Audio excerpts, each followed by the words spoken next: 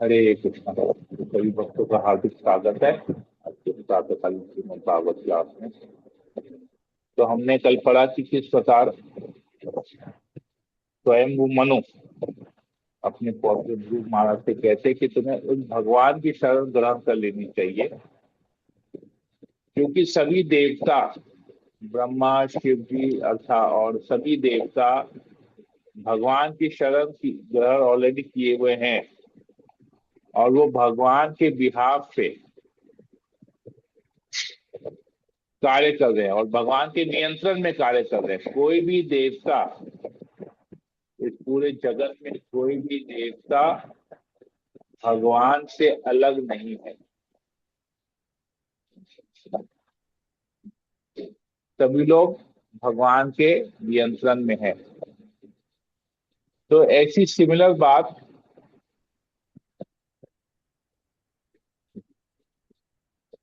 जो 10 नाम अपराध है उसमें भी आता है। तो किसी को पता है कि क्या चीज है ऐसा, इस सिमिलर बात?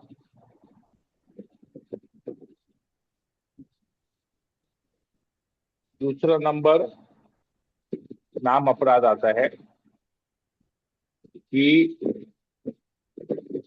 शिव जी तथा ब्रह्मा जी जैसे देवताओं को भगवान के समान समझना या भगवान से स्वतंत्र समझना, तो दूसरा नाम अपराध आता है ये। तो जो कोई व्यक्ति शिव ब्रह्मा जैसे देवता या और जो जो भी देवी देवता है उनको अगर भगवान के समान समझता है एक ही स्तर पे, या भगवान से अलग, अलग इन द सेंस भगवान से स्वतंत्र समझता है कि उनका और कृष्ण का कोई रिलेशन नहीं है, उनका और विष्णु का कोई रिलेशन नहीं है, स्वतंत्र है, वो अपने हिसाब से वो कार्य कर सकते हैं, तो ये नाम अपराध में आता है। तो ऐसे व्यक्ति कभी भी हरिनाम को, हरिनाम की महिमा को नहीं समझ पाएंगे और हरिनाम जप करने में उनको आनंद नहीं आएगा। उनको, उनके लिए बहुत कष्ट होगा, उनको बोझ लगेगा, हरिनाम करना उनको बोझ लगेगा। तो ये प्रैक्टिकल भी है। आप देखेंगे कि जो लोग शिव जी की भक्ति करते हैं, दुर्गा की करते हैं, काली की करते हैं ना, वो लोग हरिनाम नहीं करते। उनको लगता है हरिनाम करके क्या फायदा। तो उनकी सोच ही वैसी हो गई, क्योंकि वो लोग अपराध किए जा रहे हैं, नाम हरिनाम के प्रति अपराध किए जा रहे हैं। तो अपराधी लोग तो नाम नहीं जप कर पाएंगे।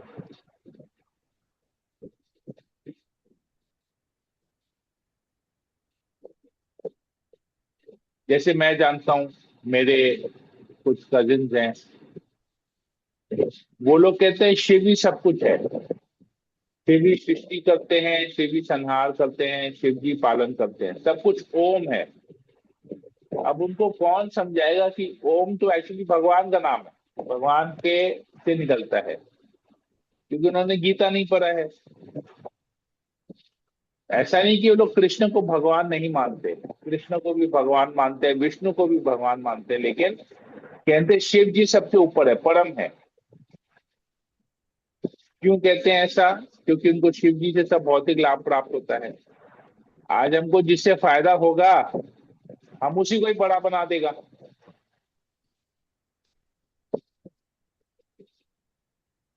बोलते हैं जिससे जिसमें फायदा वही कायदा। तो लोग ये रूल रूल अपनाते हैं कि शिव जी की पूजा करके हमको फायदा है, शिव जी की भक्ति करके तो वही परम है, वही सर्वा सर्वा है, तो और कोई है ही नहीं।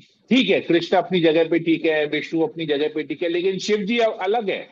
तो ये जो बोलते हैं कि शिव जी अपनी जगह पे ठीक है और एकदम परफेक्ट है, तो उनको उन्होंने अलग कर दिया, स्वतंत्र कर दिया।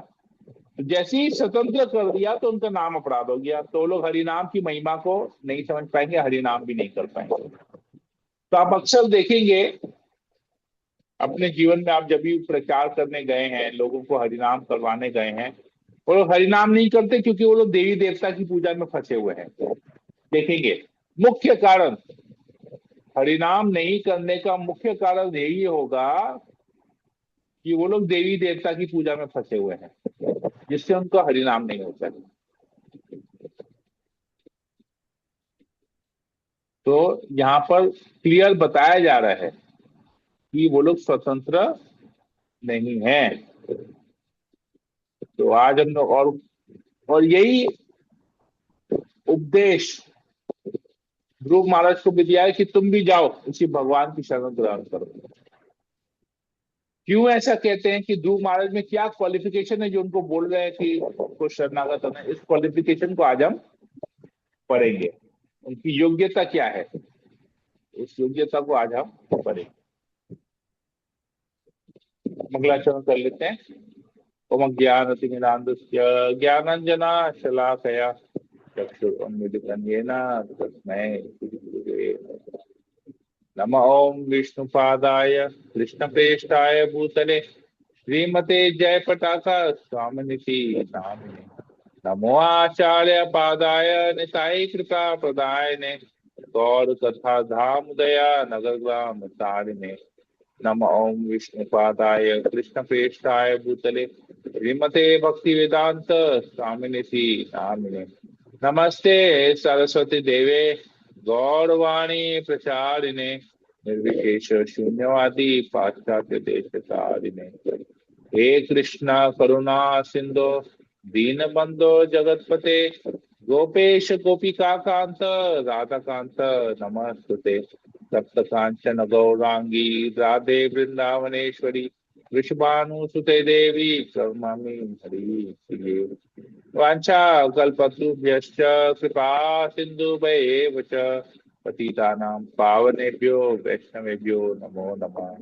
जय श्री कृष्ण चैतन्य प्रभु नित्यानंद श्री अद्वैत गदाधर श्रीवासादि गौर भक्तवृंद। हरे कृष्णा कृष्णा कृष्णा हरे हरे हरे राम राम राम हरे हरे। मंगलाचरण की जय। ओम नमो भगवते वासुदेवाय। ओम नमो भगवते वासुदेवाय। ओम नमो भगवते वासुदेवाय। श्रीमद् भागवतम चतुर्थ स्कंद अध्याय 11। युद्ध बंद करने के लिए ध्रुव को स्वयंभू मनु की सलाह। श्लोक नंबर 28 और पेज नंबर है 454, 454, 455। तो हम लोग श्लोकों को उच्चारण नहीं करके प्रभुपाद द्वारा दिए गए अनुवाद और तात्पर्य को पढ़ेंगे।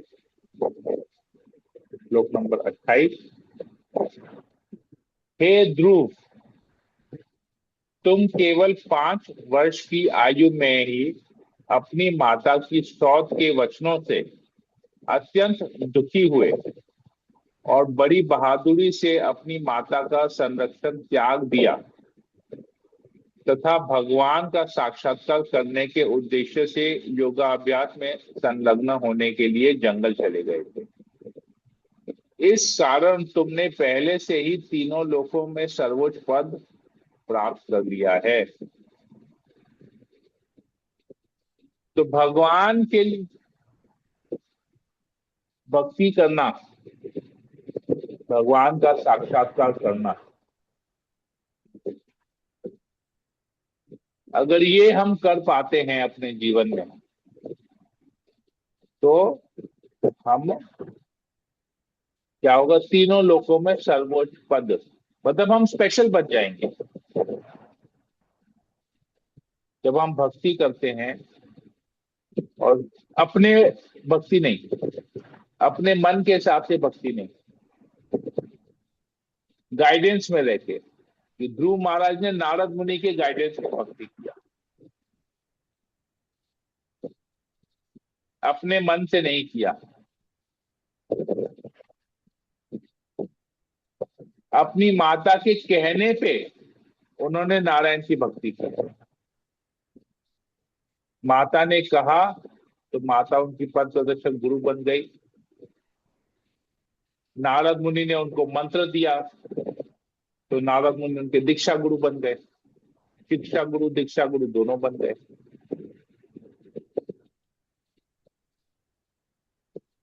तो इस प्रकार जब हम पथ प्रदर्शक गुरु जो हमें कृष्ण भावनामृत में लाते हैं,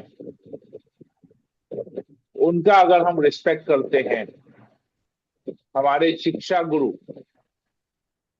जिनसे हम शिक्षा लेते हैं हम उनका रिस्पेक्ट करते हैं,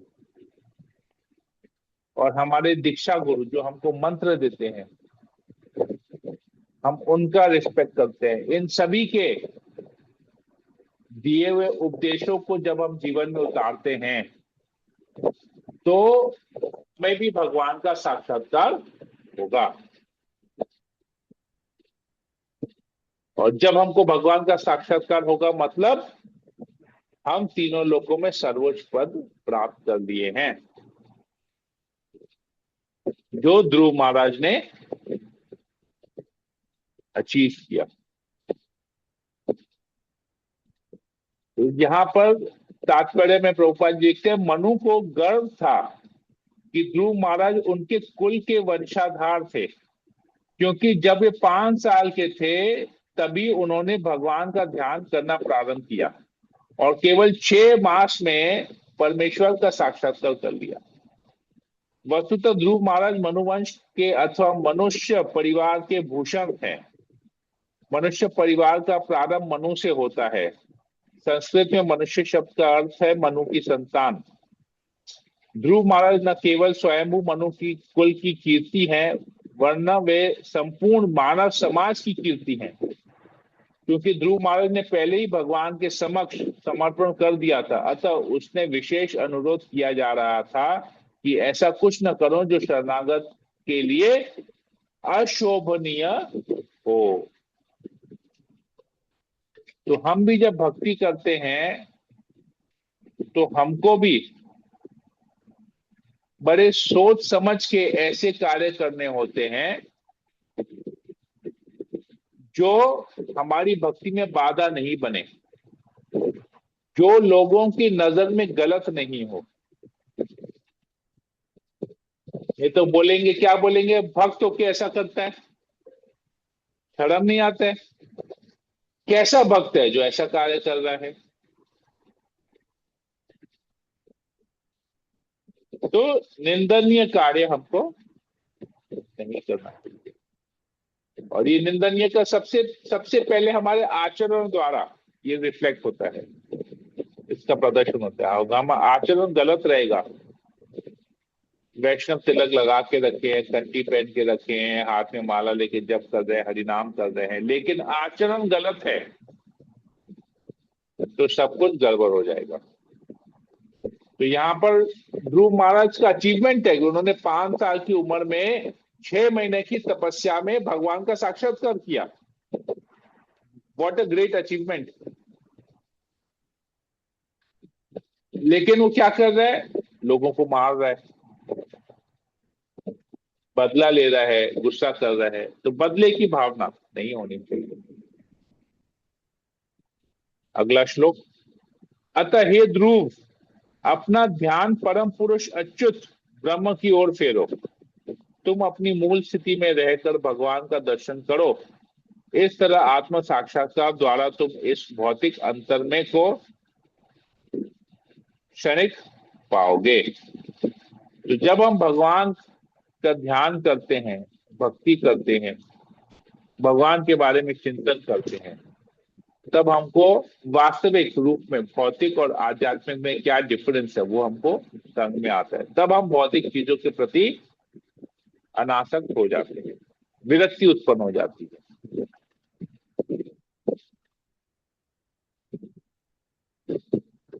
तो प्रभुपाद जी तात्पर्य में लिखते हैं एक जगह, मनु चाहते थे कि ध्रुव महाराज यक्षों के प्रति अपनी दृष्टि बदल दे, क्योंकि वे उन्हें अपने से भिन्न अथवा शत्रु रूप में देख रहे थे। यथार्थ में कोई किसी का मित्र या शत्रु नहीं होता। प्रत्येक व्यक्ति कर्मों के अधीन विभिन्न प्रकार के शरीर धारण करता है, किंतु जैसे ही उसे आत्मबोध हो जाता है तो उससे तो इस नियम के अनुसार भेद नहीं पाता है। तो मित्र या शत्रु भौतिक धरातल पे है, देहात्म बुद्धि है इसे कहते हैं। अतः देहात्म बुद्धि के अनुसार देखे जाने पर एक मनुष्य दूसरे से भिन्न लगता है। ये देहात्म बुद्धि है, शरीर अलग अलग है सबका।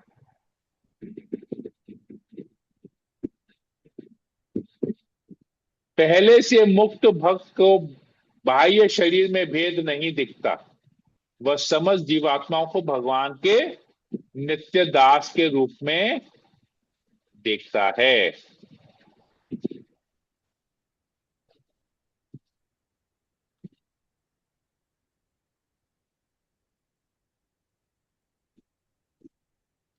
ठीक है, तो बहुत डिफिकल्ट लगता है कभी कभी ऐसा लोगों को, जो है बाह्य रूप से नहीं देख के भगवान के दास के रूप में देखना बहुत डिफिकल्ट लगता है। लेकिन इस डिफिकल्टी को बहुत आसानी से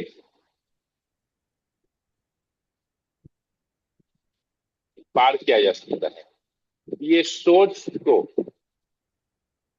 देहात्म बुद्धि की सोच से निकलना बहुत आसान है। कोई बता सकता है कैसे?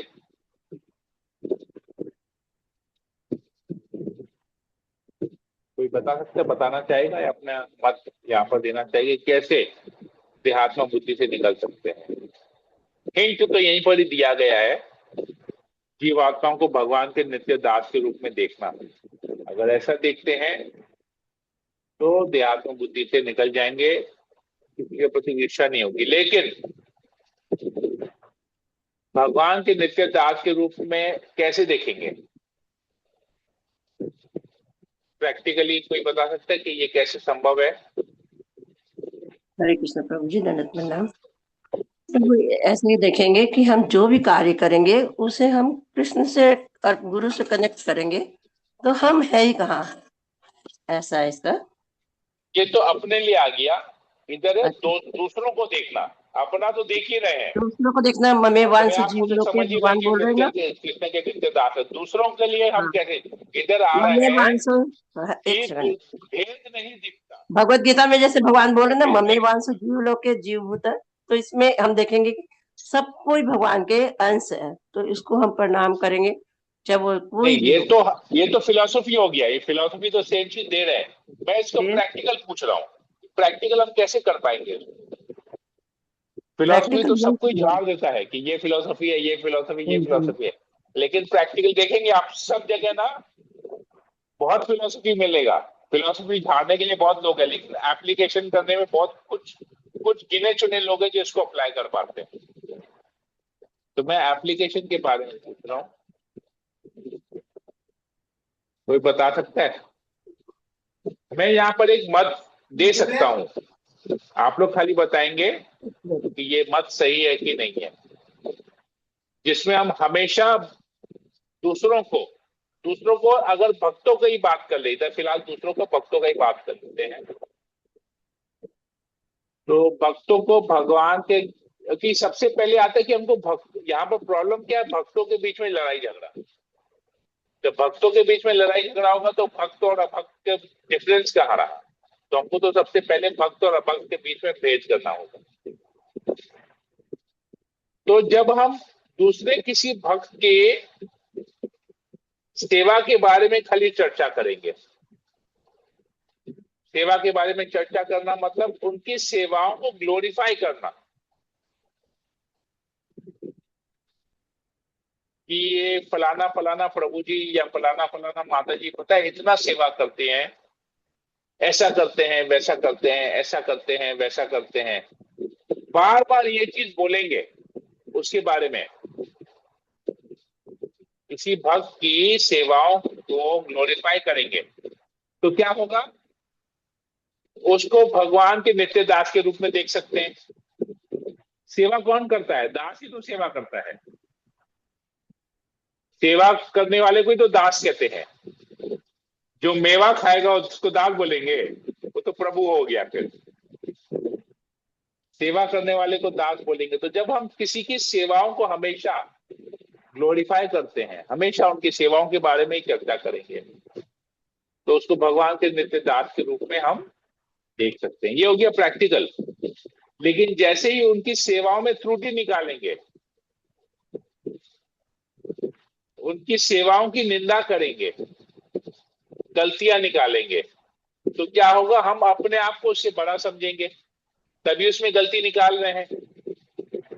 और जब उसमें गलती निकाल रहे हैं तो उसकी निंदा कर रहे हैं। तो जब उसकी निंदा कर रहे हैं तो उसको कहाँ आत्मा के रूप में, कहाँ भगवान के दास के रूप में देखे? उस देहात्म बुद्धि के लेवल पे आ गए फिर वापस हम लोग।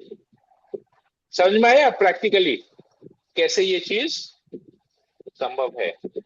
ये दूसरे बता सकेंगे, हम अपने आप के लिए नहीं बता पाएंगे कि हम कैसे देखते हैं। ये हमारे व्यवहार से और लोग बता पाएंगे कि हम कैसा उनके साथ, मतलब आज कोई भी आचरण है वो एक दिन का नहीं होता, वो सब दिन का होता है। और उसके व्यवहार से, उसके बातों से पता चलेगा कि वो किस स्तर पे है। ऐसा मेरा मत है। राइट, ठीक है। अगला श्लोक लेते हैं, 30 नंबर।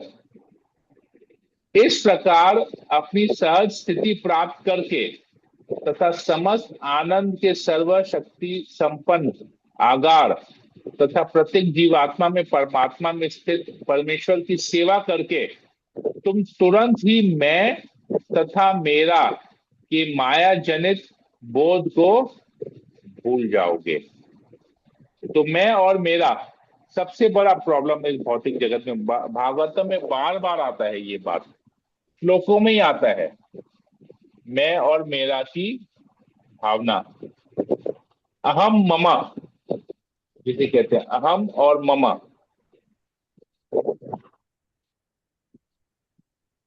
तो ये सेम वर्ड यहाँ पर संस्कृत में आप देखेंगे, अगर लास्ट श्लोक के चौथे लाइन में आते हैं, मम अहम इति, मम अहम इति, ये मम और अहम यहाँ पर किया था। तो मैं और मेरा, ये बहुत बड़ा प्रॉब्लम है यहाँ पर। ये ही माया, यही मैं और मेरा में ही सब लोग माया में फंसते रहते हैं, मैं और मेरा की भावना।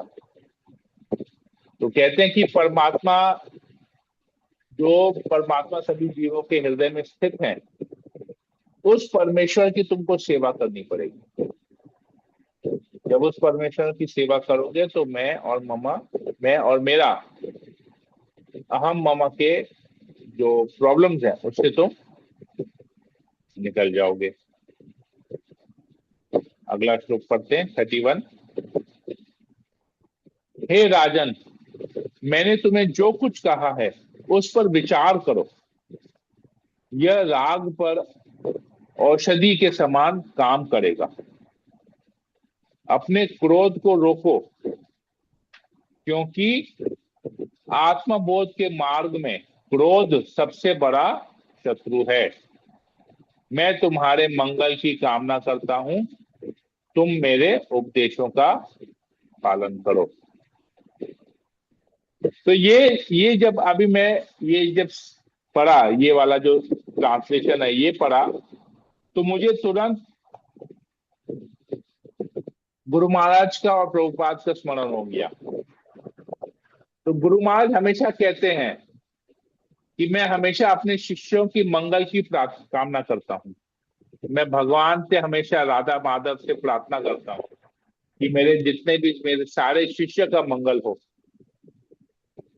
प्रभुपाद, अगर आप लोग प्रभुपाद के लेटर्स पढ़ेंगे, जो प्रभुपाद जब अपने शिष्यों को पत्र लिखते थे सब जगह, उस समय में तो मोबाइल फोन और ये सब तो था नहीं, तो पत्र से प्रभुपाद सभी अपने शिष्यों को पूरे विश्व भर में पत्र के माध्यम से प्रभुपाद उनसे कम्युनिकेट करते थे। वो लोग प्रभुपाद को पत्र लिखते थे और प्रभुपाद उनको रिप्लाई करते थे, या प्रभुपाद को खुद उनको आदेश देना होता था तो प्रभुपाद उनको पत्र लिखते थे। तो प्रभुपाद के हर एक पत्र में, हर एक लेटर में यही चीज आता है कि मैं तुम्हारी मंगल कामना कर रहा हूं, एकदम हर पत्र में। तो एक जो शुद्ध भक्त होता है वो हमेशा दूसरों जीवों की मंगल कामना करता है, और मंगल कामना हेतु भगवान से प्रार्थना करता है सबके लिए। क्यों करता है? क्योंकि जब मंगल कामना की प्रार्थना इसलिए करता है कि उसके ऊपर, ताकि उसके ऊपर भगवान की दृष्टि हो, भगवान की कृपा दृष्टि पड़े। और जब भगवान की कृपा दृष्टि होगी तो वो भक्ति भी अच्छी तरह से कर पाएगा। तो भगवान तो अपने शुद्ध भक्तों के अधीन है, तो भगवान अपने शुद्ध भक्तों की प्रार्थना हमेशा स्वीकार करते हैं। हमने कई बार ऐसा देखा है, कई बार ऐसे भगवान की लीलाओं में पढ़ा है कि भगवान अपने शुद्ध भक्तों की प्रार्थना को सुनते हैं। तो शुद्ध भक्त क्या चाहता है? दूसरों की मंगल कामना चाहता है, और कुछ नहीं चाहता है। तो भगवान क्या बोलेंगे? नहीं नहीं नहीं नहीं, मैं दूसरों की मंगल कामना नहीं करूं। भगवान ऐसा बोलेंगे? नहीं। वो तो ये मुझे बोल रहा है, मेरा भक्त मुझे बोल रहा है करने के लिए, मैं तो भक्तवत्सल हूं, तो भक्तों की इच्छा को पूरा करता हूं। तो मुझे तो सबका मंगल कामना करना ही पड़ेगा, मुझे उस पर कृपा करनी पड़ेगी। ये बोल रहा है, मेरा भक्त बोल रहा है, तो कृपा करनी पड़ेगी। जगई मदई ने नित्यानंद प्रभु को मारा, चैतन्य महाप्रभु क्रोधित हो गए, वहां पर आए, तुरंत सुदर्शन चक्र को का आह्वान किया और उसको मारने के लिए गए। तो नित्यानंद प्रभु ने उनके चरण पकड़ लिए, बोले नहीं नहीं नहीं प्रभु, आप ये क्या कर रहे हैं? आप तो इस अवतार में लोगों का कल्याण करने के लिए आए हैं, जीवों का उद्धार करने के लिए आए हैं। आप कैसे किसी को मार सकते हैं? आप तो उन्हें कृष्ण प्रेम देने आए हैं। तो बोले इसने तुम्हें मारा, तुम तो मेरे परम भक्त हो, तुमको कैसे मारा उन्होंने? मैं क्षमा नहीं करूंगा। मुझे कहते तो फिर भी चलता, तुमको मारा। तो बोलते नहीं नहीं, इनको क्षमा करो, मैं अपने सारे पुण्य मेरे ले लो। नित्यानंद प्रभु कहते मेरे सारे पुण्य ले लो, पर इनको क्षमा करो और इनको कृष्ण प्रेम दो। नित्यानंद प्रभु कहते इनको कृष्ण प्रेम दो। तो नित्यानंद प्रभु की प्रार्थना से चैतन्य महाप्रभु सुदर्शन चक्र को तोड़ देते हैं, उनको कृपा करते हैं, उनको आलिंगन करते हैं, उनको क्षमा करते हैं और उनको कृष्ण प्रेम देते हैं। तो कैसे हुआ? भगवान ने उनके ऊपर, जगई मदई के ऊपर कृपा कैसे की? क्यों की? क्योंकि उनके भक्त नित्यानंद प्रभु ने प्रार्थना किया, कि उनकी मंगल कामना के लिए प्रार्थना किया। जब भक्त ने भगवान से प्रार्थना किया कि आप उनको कृपा करो, तभी महाप्रभु ने कृपा किया, नहीं तो महाप्रभु तो उनको मारने वाले थे। तो वैसे ही स्वयंभू मनु कह रहे हैं, मैं तुम्हारी मंगल की कामना करता हूं, तो मंगल की कामना करता हूं, तो तुम मेरे उपदेशों का पालन करो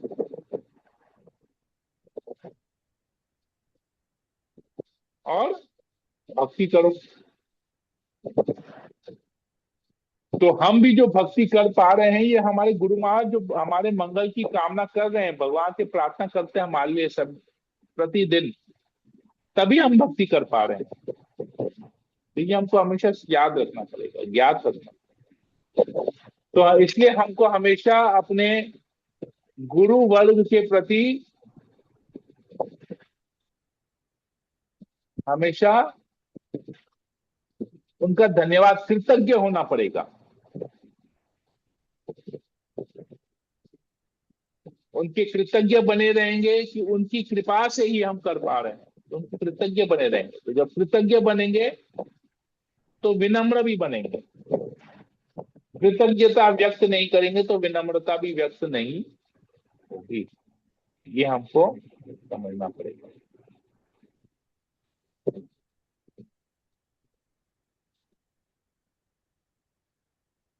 तो प्रभुपाद जी एक तात्पर्य में एक जगह लिखते हैं, भक्ति के विषय में निरंतर श्रवण से क्रोध के वेग को शांत किया जा सकता है, क्योंकि यह भक्ति के मार्ग में बाधक है। श्री परीक्षित महाराज ने कहा है कि भगवान की लीलाओं का निरंतर श्रवण समस्त भव रोगों की रामबाण दवा है। अतः प्रत्येक व्यक्ति को चाहिए कि वह भगवान के विषय में निरंतर श्रवण करे। इससे मानसिक संतुलन बना रहेगा और आध्यात्मिक जीवन की प्रगति में कोई बाधा नहीं आएगी। तो मुझे भी, मैं जब शुरू शुरू में भक्ति में आया था, कि मुझे शुरू से बहुत क्रोध था। मैं अभी भी नहीं कहता कि क्रोध नहीं है, क्रोध है अभी भी। तो पहले तो बहुत, मतलब छोटी सी छोटी बात पे मैं बहुत गुस्सा करता था, चिल्लाता था, झगड़ा करता था। कहते ना, नाक पे गुस्सा, जिसके नाक पे गुस्सा है, कहावत है ना, इसके तो हमेशा नाक पे गुस्सा, हमेशा नाक में रहता है। गुस्सा हमेशा नाक में रहने का मतलब है छोटी से छोटी बात पे गुस्सा करेगा। और क्योंकि मैं अपने घर में सबसे छोटा था, तो सबसे ज्यादा लाड प्यार भी मुझे ही मिला था, जिसको इंग्लिश में बोलते हैं पेटेड एंड पैम्पर्ड। तो मेरा भी वही हाल था। तो मैं जब भक्ति में आया तो तभी भी मैं क्रोध करता था, बहुत ज्यादा क्रोध करता था। कोई मुझे कुछ बोलता था ना, मैं गर्व फील करता था कि मैं हरिनाम कर रहा हूँ। अपने आप को बहुत अहंकार था मेरे में कि तुम लोग सब तुच्छ जीव हो, मैं देखो कितना महान हूँ, मैं हरिनाम कर रहा हूँ, मैं वेजिटेरियन हूँ, मैं लहसुन प्याज भी नहीं खाता। मैं बहुत अहंकारी था उस समय।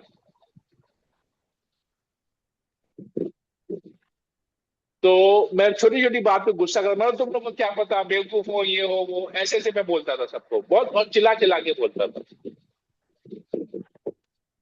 फिर लोग मुझे ताना भी मारते थे। तो थोड़े समय बाद, 3-4 साल बाद ऐसा हुआ कि मैं बोला, यार क्रोध करना तो ठीक नहीं है। गीता पढ़ लिया, गीता में बाबा बोले क्रोध भक्ति में बाधा है, क्रोध भक्तों का आचरण नहीं है, संभाव रखना है, समता रखनी है, शांत रहना है, संभाव रखना है। तो ये सब पढ़ा। मैं बोला यार क्या करें। तो उसके बाद जब भी कुछ भी होता था ना मेरे घर में, मैं जप करने बैठ जाता था। बोला छोड़ यार, ये सबको दिमाग से निकालो, जवाब देना नहीं है, चिल्ला चिल्ली करना नहीं है, बैठ के जप करो। तो मैं अपना क्रोध जो है जप के ऊपर निकालता था कि इसके ऊपर नहीं, इसके ऊपर नहीं चिल्ला के मैं हरिनाम जोर जोर से करूं।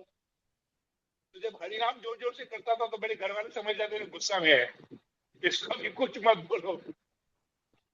तो मैं जोर जोर से हरि कृष्ण महामंत्र जप करने लगता था। तो लोग समझ जाते थे मेरा मूड कि अभी मैं बहुत गुस्से में हूं। तो गुस्से को मैंने कहा निकाला, हरिनाम करने में निकाला, जप करने में निकाला। तो करते करते करते करते, हरिनाम करते करते धीरे धीरे क्रोध शांत हो गया।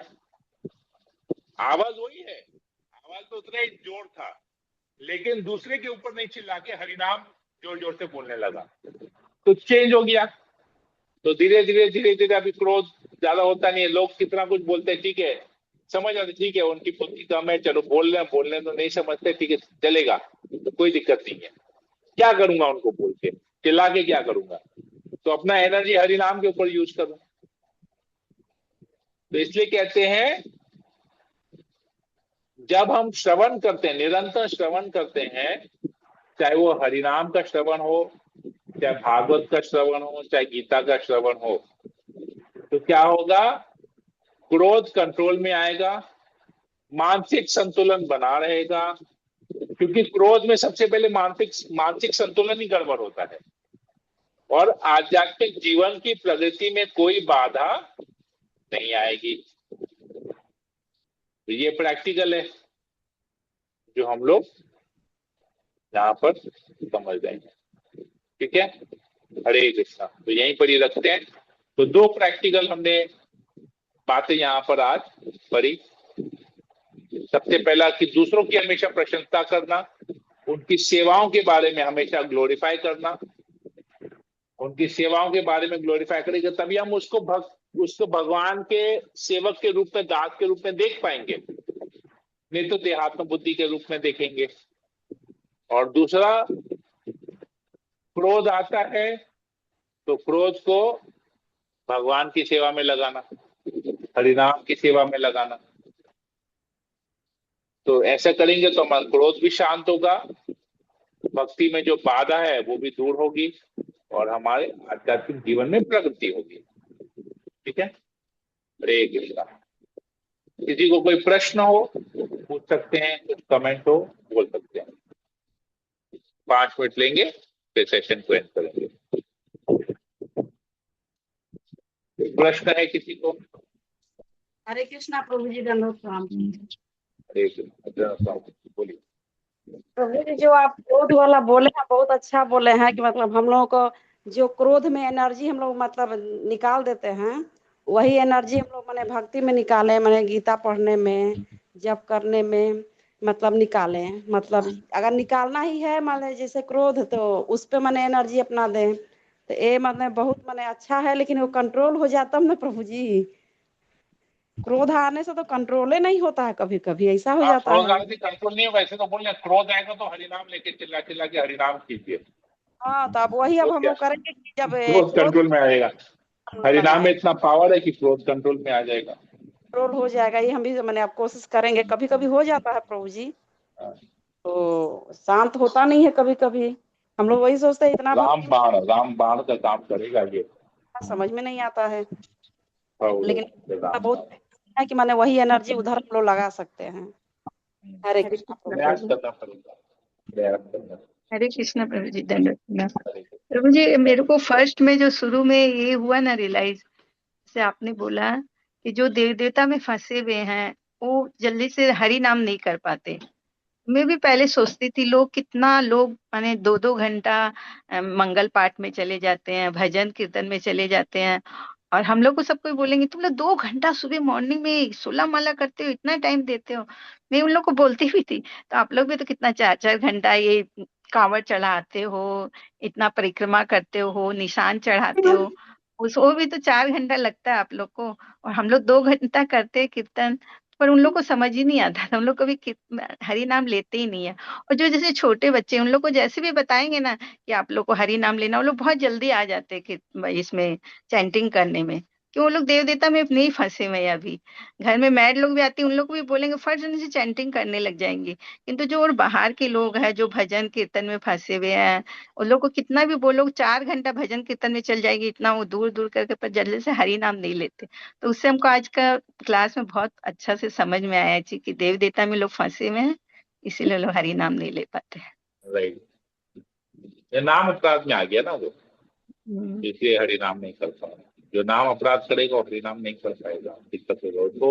उनको बहुत विशेष कृपा चाहिए फिर, तभी वो लोग उस अपराध से मुक्त होकर हरि नाम कर पाएंगे। राइट, थैंक यू माता जी। ओके, विनीता अग्रवाल माता जी, आपको कुछ बोलना है? हाँ प्रभु जी, धन्यवाद प्रणाम। प्रभु जी, क्रोध तो नहीं आता है, छूट गया, लेकिन ना मन में बहुत दुख का फीलिंग रहता है। 2-3 दिन पूरा गड़बड़ हो जाता है कि उसने मेरे संग ऐसा किया, क्यों, हम तो इतना कुछ भी नहीं बोलते हैं, मतलब क्यों इतना गलत करता है, मतलब ये वाला फीलिंग 2-3 दिन गड़बड़ कर देता है। तो ये फीलिंग गड़बड़ करेगा ना, फीलिंग गड़बड़ करेगा क्योंकि अभी भगवान के प्रति नहीं है कि भगवान को सर्व कारण कारण हम नहीं मान रहे ना। तो जो भी प्रॉब्लम हो रहा है हमारे साथ वो भी भगवान की कृपा है, ऐसा जब सोचेंगे ना। जैसे हमने तो पहले पढ़ा ना, कल क्या पढ़ा था, ये यक्ष तुम्हारे भाई को नहीं मारे, ये तो भगवान इसके पीछे कारण है इसका। तो ये सोच के जब हम करेंगे तो हमारा प्रॉब्लम ये होती है, ये हमारे पास हमेशा जोड़ भगवान की इच्छा से हो रहा है। तो भगवान की इच्छा तो कभी गड़बड़ नहीं होती है ना, हमारा तो भगवान कभी बुरा नहीं चाहेंगे, हमारा अमंगल नहीं चाहेंगे, मंगल की काम नहीं करते भगवान। तो ये जब सोचेंगे ना तो जो प्रॉब्लम है ना वो और नहीं आएंगे। जो थॉट्स है, जो 2-3 दिन के जो थॉट्स चलते हैं वो सब नहीं चलेगा। ठीक है, भगवान की इच्छा, हरी इच्छा, बस बात खत्म। वेरी सिंपल, हरी इच्छा। हरी इच्छा के ऊपर में क्यों ज्यादा चिंता करेंगे? हरी इच्छा तो चिंतन का विषय है, चिंता का विषय नहीं है, ठीक है। तो चिंता नहीं करना है, चिंतन करना है। हरि को भूलते हैं बोल के चिंता करते हैं, हरि को याद करेंगे तो चिंतन हो जाएगा। तो चिंता और चिंतन, कहते हैं ना, चिता और चिंता में केवल एक बिंदु का फर्क है।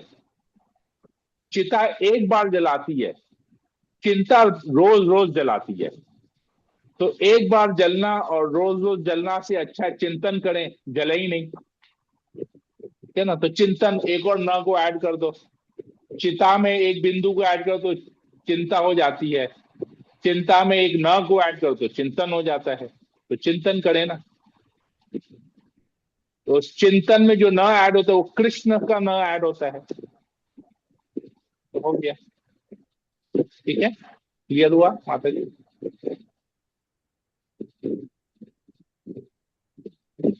आशा रानी माता जी कुछ पूछना है, कुछ बोलना है? हरे कृष्णा प्रभु जी, दंड प्रणाम। आज जैसे क्रोध का एक होता है, क्रोध भी हम लोगों का जाता है। तो हम लोग जैसे भक्ति करते हैं, साधना करते हैं, तो हमें हर चीज चली जाती है हमारी लाइफ में। लेकिन एक क्रोध जो होता है वो बहुत धीरे धीरे धीरे धीरे करके एंड तक बहुत मुश्किल से रिमूव होता है। उसके लिए बहुत बड़ी शुद्ध भक्ति चाहिए उसके लिए, कि आपको पूरा समर्पण चाहिए उसके लिए। तो मुझे वही चीज याद आ गई आज बैठे बैठे, कि जब मैं योगा क्लास जाती थी तो उसमें ना लोग आते थे बहुत फैट जिनका रहता था, वो लोग बोलते थे कि हमारा बेली फैट जल्दी चले जाए और बाकी चाहे धीरे धीरे चला जाए। तो वो लोग बोलते थे, इंस्ट्रक्टर जो रहते थे वो बोलते थे कि आप देखिए, पेशेंस रखिए, आपका हर चीज का रिमूव होगा, लेकिन जो बेली फैट है वो उसके लिए आपको पेशेंस रखना पड़ेगा, क्योंकि बहुत ज्यादा वो धीरे धीरे रिमूव होगा। तो वो चीज मुझे याद आई कि क्रोध भी वैसी एक बेली फैट की तरह है, जो हमारे माइंड से जाता ही नहीं है, और धीरे धीरे धीरे करके थोड़ा मन शांत होता है, लेकिन फिर धीरे धीरे धीरे करके वो हो जाता है शांत। लेकिन वो रहता है कहीं ना क्रोध कहीं। जो है दिमाग का फैट है, हाँ। दिमाग का फैट है, इधर ही जाएगा नहीं। बेली फैट चले जाएगा लेकिन दिमाग का फैट नहीं जाएगा। जमा हुआ है एकदम, चर्बी जो है ना जमी हुई है दिमाग में, क्रोध की चर्बी। इसलिए कहते हैं, इसलिए तो भगवान कहते हैं मन मना मद भक्तो, अपने मन में मेरा चिंतन करो, मेरी भक्ति करो, तो क्रोध चले जाएगा। यही तो गीता में तो यही पढ़ते हैं, मन मना मत भक्तो मद याजी माम न भक्तो। 2 बार भगवान बोलते हैं, एक बार शुरू में बोलते, बीच में बोलते हैं, एक बार एंड में बोलते हैं, मन मना मत भक्तो। 2 बार ये श्लोक आता है गीता में। सोचिए, एक मात्र ऐसा श्लोक है जो 2 बार आता है गीता में। सोचिए, मन मना मत भक्तो, याद है आप लोगों को? 2 बार आता है, चैप्टर में आता है, स्टार्टिंग में आता है। हाँ, 2 बार आता है, मन मना मत भक्तो मद याजी माम नमस्कुरु। तो मेरी इसलिए तो है, एक बात को भगवान 2 बार बोल रहे हैं, सोचिए गीता में, कि बाकी सब कुछ को एक ही बार बोल रहे हैं, इस बात को 2 बार बोल रहे हैं। तो कितना इंपॉर्टेंट है ये बात। अब सोचिए ना, भगवान अपने आप को रिपीट कर रहे हैं, जो बात इंपॉर्टेंट है उसी को तो रिपीट किया जाता है, साधारण बात को तो रिपीट नहीं करते हैं। तो बहुत बार बोलते हैं कि मेरी शरणागत आई है। ठीक है, ओके। और कोई क्वेश्चन किसी को? क्वेश्चन कमेंट नहीं? ठीक है, तो फिर सेक्शन को यही एंड करते हैं। हरे कृष्णा कृष्ण कृष्ण हरे हरे, हरे राम राम राम हरे हरे। पांचा कल्पतरुभ्यश्च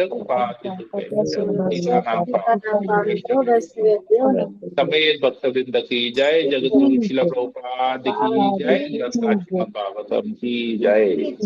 हरे कृष्ण। दंडवत प्रणाम प्रभु जी, सभी को दंडवत प्रणाम। हरे कृष्णा प्रभु जी, दंडवत प्रणाम।